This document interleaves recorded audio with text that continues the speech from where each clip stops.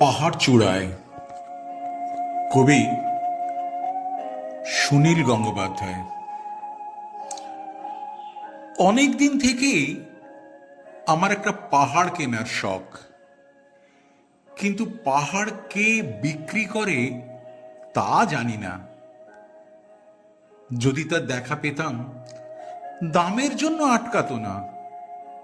আমার নিজস্ব একটা নদী আছে, সেটা দিয়ে দিতাম পাহাড়টার বদলে।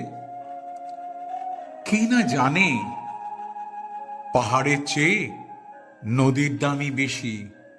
পাহাড় স্থানু, নদী বহমান। তবু আমি নদীর বদলে পাহাড়টাই কিনতাম, কারণ আমি ঠকতে চাই। নদীটাও অবশ্য কিনেছিলাম একটা দ্বীপের বদলে। ছেলেবেলায় আমার বেশ ছোট্টখাট্ট ছিমছাম একটা দ্বীপ ছিল, সেখানে অসংখ্য প্রজাপতি। শৈশবে দ্বীপটি ছিল আমার বড় প্রিয়। আমার যৌবনে দ্বীপটি আমার কাছে মাপে ছোট লাগলো। প্রবাহমান ছিপছিপে তন্বী নদীটি বেশ পছন্দ হলো আমার।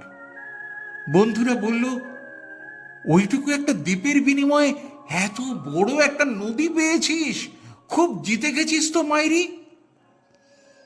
তখন জয়ের আনন্দে আমি বিহ্বল হতাম। তখন সত্যিই আমি ভালোবাসতাম নদীটিকে। নদী আমার অনেক প্রশ্নের উত্তর দিত, যেমন, বলতো আজ সন্ধেবেলা বৃষ্টি হবে কিনা। সে বলতো, আজ এখানে দক্ষিণে গরম হাওয়া। শুধু একটা ছোট্ট দ্বীপে বৃষ্টি, সে কি প্রবল বৃষ্টি, যেন একটা উৎসব। আমি সেই দ্বীপে আর যেতে পারি না। সে জানতো, সবাই জানে, শৈশবে আর ফেরা যায় না। এখন আমি একটা পাহাড় কিনতে চাই। সেই পাহাড়ের পায়ের কাছে থাকবে গহন অরণ্য। আমি সেই অরণ্য পার হয়ে যাব, তারপর শুধু রুক্ষ কঠিন পাহাড়।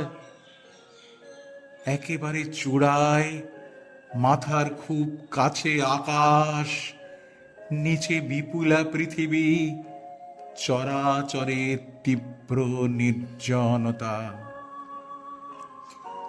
আমার কণ্ঠস্বর সেখানে কেউ শুনতে পাবে না। আমি ঈশ্বর মানি না, তিনি আমার মাথার কাছে ঝুঁকে দাঁড়াবেন না। আমি শুধু 10 দিককে উদ্দেশ্য করে বলবো, প্রত্যেক মানুষই অহংকারী। এখানে আমি একা, এখানে আমার কোনো অহংকার নেই। এখানে জয়ী হবার বদলে ক্ষমা চাইতে ভালো লাগে। হে দস্তিক, আমি কোনো দোষ করিনি, আমাকে ক্ষমা করো।